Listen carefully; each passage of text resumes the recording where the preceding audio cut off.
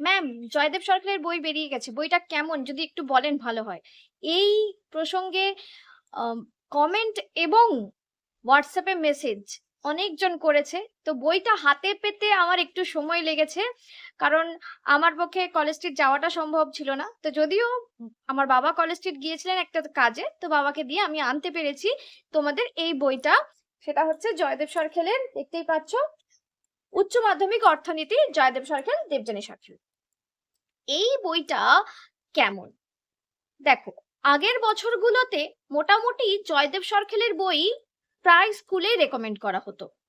এবার নতুন সিলেবাসেও কি জয়দেব সরকারের বইটাই ভালো হবে, এইটা নিয়ে বেশ কিছু প্রশ্ন ছিল। এর আগে আমি পারুল প্রকাশনীর বইটা নিয়ে আলোচনা করেছি, বইটাতে কি কি আছে, তোমরা কিনবে কিনা সেটা আমি বলেছি, যে কেনা যায় কিনা সেটাও বলেছি। তো চলো, বইটা যদিও আমার এই গেট আপটা দেখে আমার ভালো লাগেনি, এই বইয়ের সামনের দিকের ফ্রন্ট পেজটা সত্যিই আমার খুব একটা ভালো লাগেনি। এবার তারপর মোড়ক দেখে কি হবে, ভেতরে গিয়ে আছে সেটাই তো মেন বিষয়, তাই না? সেটাই মেন জিনিস।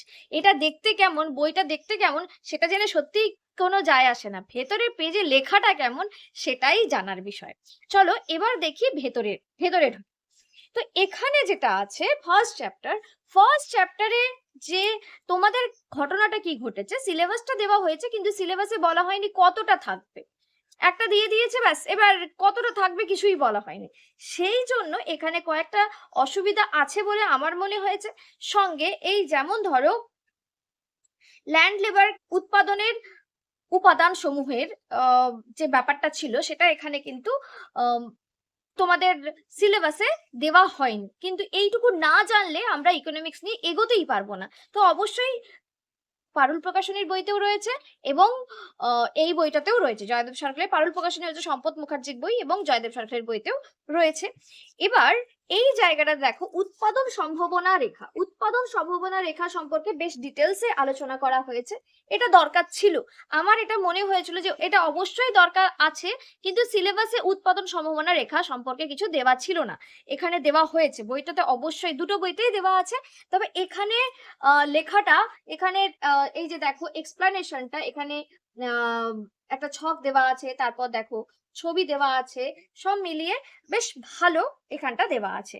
এরপর যেটা আছে সেটা হচ্ছে মৌলিক সমস্যা। ঠিক আছে, মৌলিক সমস্যাটাও সুন্দর দেওয়া আছে।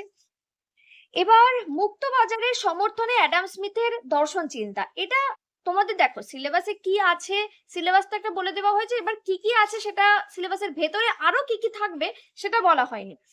এইটা যদিও সিলেবাস আমার মনে হচ্ছে এটা ঠিক আছে, বইতে দিয়েছে, করা যেতেই পারে। এবার এখানে তিনটে অর্থনৈতিক ব্যবস্থা সেটাও সুন্দর করে দেওয়া আছে, 6টি সামাজিক লক্ষ্য সেটাও ঠিক আছে, অর্থনৈতিক প্রসার, অর্থনৈতিক উন্নয়ন সেটাও ঠিক আছে। তবে সাস্টেনেবল ডেভেলপমেন্টে আমার মনে হয়েছে যে আরেকটু বেশি কিছু লেখা যেতে পারতো, সাস্টেনেবল ডেভেলপমেন্ট বা স্ববহনক্ষম অর্থনৈতিক উন্নয়নটা। অর্থনৈতিক প্রসারের নির্দেশক ঠিক আছে, লেখাটা ঠিক আছে। উন্নয়নের নির্দেশকের জায়গাতে আমার এই যে জায়গাটা খুব একটা লেখাটা ভালো লাগেনি। আমি প্রথম চ্যাপ্টারটাই একটু বেশি করে ডিসকাস করছি, এই জায়গাটা আমার সত্যিই খুব একটা ভালো লাগেনি। এর তুলনায় অন্য বইতে ভালো লেখা আছে বলে আমার মনে হয়েছে লেখাটা। এবার অর্থনীতির সংজ্ঞা, সমাজ বিজ্ঞান, এইটা কিন্তু তোমাদের সিলেবাসে বলা হয়নি, তবে এখানে দেওয়া হয়েছে, এই বইটাতে দেওয়া হয়েছে। অর্থনৈতিক দুষ্প্রাপ্যতা, দক্ষতার আলোচনা, মানুষের কাজকর্ম নিয়ে আলোচনা, এটা আগের সিলেবাসে দেওয়াই ছিল যে এটা থাকতে হবে, কিন্তু এই সিলেবাসে ছিল না, এই বইটাতে এটা দেওয়া হয়েছে। তারপরে মানে এক্সট্রা জিনিস দেওয়া হয়েছে বলে আমার মনে হচ্ছে। তবে যেখানে যেই জিনিসগুলো দেওয়া আছে তোমরা যদি পড়ো, দেখবে যে লিখতে তোমার অনেক বেশি সুবিধা হচ্ছে এবং বুঝতে সুবিধা হচ্ছে। কনসেপ্ট ক্লিয়ারের জন্য এই বইটি খুবই ভালো। প্রথম চ্যাপ্টার বলো, যে কোনো চ্যাপ্টার কনসেপ্ট ক্লিয়ারের জন্য ভালো, কিন্তু প্রথম চ্যাপ্টারের লেখা কিছু জায়গাতে আমার মনে হয়েছে একটু কম লেখা আছে, আবার কিছু জায়গাতে মনে হয়েছে একটু বেশিই লেখা আছে। যাই হোক, এবার আমরা আসছি সেকেন্ড চ্যাপ্টার। আচ্ছা, এখানে একটা বলে রাখি, তোমাদের ছিল 6টা ইউনিট, 6টা ইউনিটে এখানে কিন্তু 6টার জায়গায় 9টা চ্যাপ্টার আছে, ইউনিট 6টাই কিন্তু চ্যাপ্টার দেওয়া হয়েছে 9টা। মানে ধরো সেকেন্ড ইউনিট 2 যেটা ছিল সেখানে কনজিউমার বিহেভিয়ার আর কনজিউমার বিহেভিয়ারের আন্ডারে ইলাস্টিসিটিকে আলাদা ভাগে ভাগ করা হয়েছে। ইলাস্টিসিটিকে অন্যান্য বইতে ইলাস্টিসিটিকে আলাদা করে ভাগ করে আলাদা চ্যাপ্টার করা হয়নি, কিন্তু এখানে সেটা করা হয়েছে। সেটা কোনো ব্যাপার না, অন্য চ্যাপ্টার করে দেওয়ার মানে কোনো অসুবিধা নেই। এবার আমাদের এখানে কনজিউমার বিহেভিয়ার বা চাহিদা বা যোগান, চাহিদা এবং যোগান একসাথে দেওয়া হয়েছে। এখানে যেটা আছে এই জায়গাতেও লেখাটা বেশ ভালো, তবে চাহিদার ক্ষেত্রে যোগানের ক্ষেত্রে যোগান রেখাটা আমি আগেও বলেছিলাম, যোগান রেখাটা কিন্তু পারুল প্রকাশনীতে ভালো দেওয়া আছে, কিন্তু এখানে যোগান দেখো পারুল প্রকাশনী যোগান তালিকা আলাদা করে দেওয়া নেই, এখানে যোগান তালিকাটা দেওয়া আছে। একটু তালিকাটা অবশ্যই জানা দরকার, রেখা নাহলে আমি কি করে পাবো, রেখা পাওয়ার জন্য তালিকাটা জানা দরকার। আচ্ছা, আরো একটা জিনিস, সেটা সব বইতেই আছে, সেটা হচ্ছে যে হাইলাইট করা আছে, দেখতে পাচ্ছ ব্লু কালারে হাইলাইট করা আছে। এবার এখানে বইটা মানে খুব কালারফুল নয়, যেটা পারুল প্রকাশনীতে যেই ব্যাপারটা ছিল যে খুব কালারফুল বই হলে পড়তে ভালো লাগে, এখানে কিন্তু স্কাই আর স্কাই ব্লু কালার আর এখানে হলো কালো, মানে ব্ল্যাক কালার দিয়েই বইটাকে করা হয়েছে। এবার দেখো এখানে ভারসাম্য দাম দেখতেই পাচ্ছ, ভারসাম্য দাম এটা একটাই ছবি দেওয়া আছে, যেখানে পারুল প্রকাশনীতে আরেকটা করা হয়েছে যে কি কি সিচুয়েশন হতে পারে সেটা সম্পর্কে বলা আছে। মানে কিছু কিছু জায়গাতে এই বইটা ভালো, কিছু কিছু জায়গাতে ওই বইটা ভালো, এটা তো হবেই, এটাই স্বাভাবিক, কোনো বই খারাপ নয়, কোনো বইকেই খারাপ বলা যায় না। তারপর দেখো, তারপর যেটা আছে, যেই চ্যাপ্টারটা রয়েছে সেটা হচ্ছে চাহিদা স্থিতিস্থাপকতা, যোগানের স্থিতিস্থাপকতা। এখানে একদম সুন্দরভাবে দেওয়া আছে, আগের বছর যে বই ছিল, সিলেবাস ছিল, সেই তুলনায় আরো ভালো করে দেওয়া হয়েছে। অঙ্কের ক্ষেত্রে এখানে এখানে লেখা ছিল যে এই চ্যাপ্টার থেকে কিন্তু অঙ্ক আসবে, এই চ্যাপ্টার থেকে অঙ্ক আসবে। আচ্ছা, আমি একটা জিনিস ভুল বলেছিলাম, ভারসাম্য দামের পরিবর্তন এখানেও দেওয়া আছে, অসুবিধা নেই। ভারসাম্য দামের পরিবর্তন কি হতে পারে এটা নিয়ে এখানেও দেওয়া আছে। এবার আমি যেটা বলছিলাম যে এখানে স্থিতিস্থাপকতা থেকে সিলেবাসে লেখাই ছিল যে অঙ্ক আসবে, কিন্তু এখানে কিছু সলভ তেমন করে দেওয়া নেই। জয়দেব সরকারের বইতে অঙ্ক সলভ এখানে করে দেওয়া নেই, আমি একটু দেখছি বইয়ের শেষের দিকে কিছু করে দেওয়া আছে কিনা।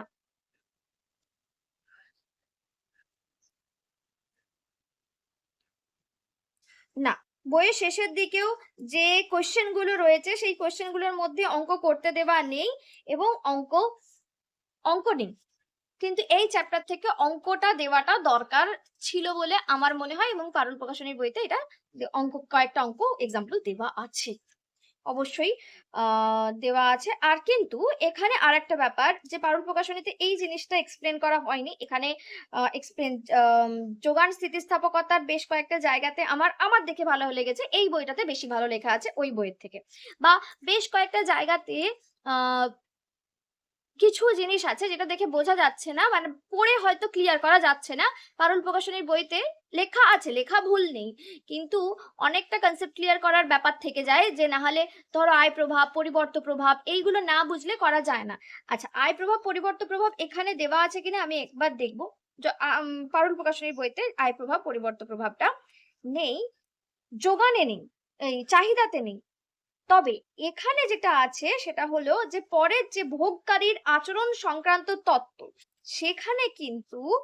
সেখানে কিন্তু উপযোগিতার ত্রুটি, এখানে ভোগকারীর উদ্বৃত্ত, নিরপেক্ষ রেখা, তার সঙ্গে বাজেট এখানে সুন্দরভাবে দেওয়া আছে, এখানে আয় প্রভাব, পরিবর্ত প্রভাব দেওয়া আছে। পারুল প্রকাশনীতে আয় প্রভাব, পরিবর্ত প্রভাবটা একদম ছোট্ট করে লেখা আছে, সেখানে কিন্তু জয়দেব সরকারের বড় করে এবং সুন্দর করে বুঝিয়ে লেখা আছে, এই জায়গাটা বোঝাটা একটু ডিফিকাল্ট হয়ে যায়, এটা কিন্তু জয়দেব সরকারে করে দেওয়া আছে। মানে আমরা বুঝতেই পাচ্ছি কোনো কিছু হয়তো এখানে বেশি ওখানে কম, বা এখানে ভালো ওখানে ততটা ভালো নেই, এরকম আছে, ওখানে অনেকটা ভালো আছে এখানে ততটা ভালো নেই, এরকমও আছে। আচ্ছা, এরপরে আমাদের আসছে, আমি উৎপাদন তত্ত্ব মোটামুটি দুটো বইতেই খুব খারাপ নেই, ভালোই আছে, দুটো বইতেই ভালো আছে উৎপাদন তত্ত্ব। তবে উৎপাদন তত্ত্ব যে আমি একদিন বলছিলাম, উৎপাদন তত্ত্ব নিয়ে মাত্রা বৃদ্ধি প্রতিদানের নিয়মের ক্ষেত্রে কি হয়েছে, যে পারুল প্রকাশনীতে ছোট করে লেখা আছে, কিন্তু এখানে খুব ভালো এক্সপ্লেন করে দেওয়া আছে, জয়দেব সরকারের বইতে এক্সপ্লেন করে দেওয়া আছে। আচ্ছা, দুটো বই পাওয়া গেছে বলে আমি কম্পেয়ারই করে ফেলছি কিছুটা। এই বইটা কেমন বলতে গিয়ে ওটা হয়তো কম্পেয়ারে চলে আসছে। যাই হোক, এবার হচ্ছে উৎপাদন ব্যয়।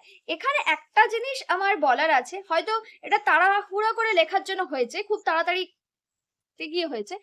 এই এই যে চ্যাপ্টারের নামের এখানে অবশ্যই ইংলিশ নামটা দেওয়া দরকার ছিল, ইংলিশে এটাকে কি বলে সেটা দেওয়া দরকার ছিল, কারণ পরবর্তী সময় আমরা কিন্তু বেশি বাংলা বই পাবো না, বেশিরভাগটাই ইংলিশ বই। তো পারুল প্রকাশনীতে ইংলিশটা লিখে দেওয়া আছে। এবার আসি অনুশীলনীর প্রশ্নগুলো কেমন।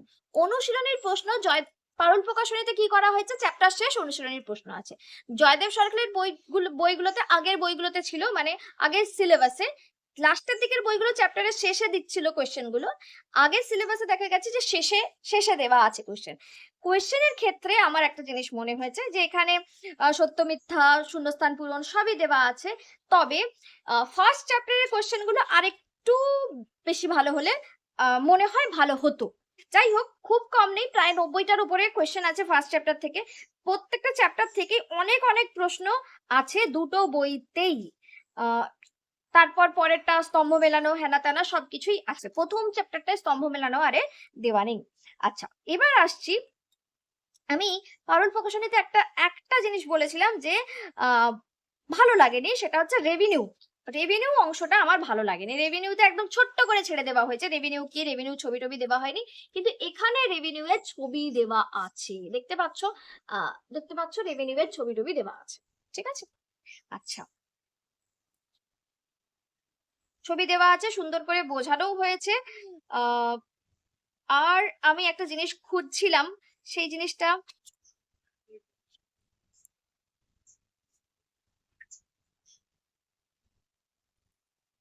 তেমন ভাবে কোনো বইতেই পাইনি, সেটা কিছু করার নেই, সিলেবাসেও তেমন ভাবে লেখা নেই যে সিলেবাসে আছে, এটা বলা নেই, তাই ভাবার কিছু নেই যে কেন নেই ভাববার কিছু নেই।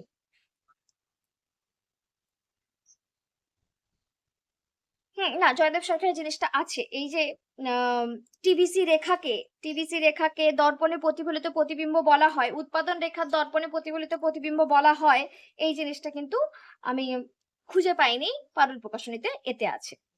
এবার এখানে রাশি তথ্যে মোটামুটি আগের তুলনায় আগের বছর বলতে আগের সিলেবাসে যেরকম ছিল তার তুলনায় তোমাদের সিলেবাস তো খুব একটা চেঞ্জ কিছু হয়নি, কিন্তু আমার মনে হয়েছে, আমার মনে না, আমার এটা অবশ্যই আগের সিলেবাসের তুলনায় এখানে লেখাটা ভালো, বেশি আছে দেখতে পাচ্ছি। তবে কোয়েশ্চেন কতগুলো সলভ করে দেওয়া আছে দেখতে হবে। কোয়েশ্চেন এখানে আমরা কেন্দ্রীয় প্রবণতায় যদি যাই, কেন্দ্রীয় প্রবণতায় কোয়েশ্চেন মোটামুটি ঠিকঠাকই সলভ করে দেওয়া আছে, অনেকগুলোই সলভ করে দেওয়া আছে, তোমাদের অসুবিধা হওয়ার কথা না, সবকিছুই অনেক বেশ ভালোই করে দেওয়া আছে। তো এবার তোমাদের বক্তব্য থাকতে পারে যে বইটা কিনবো কি কিনবো না।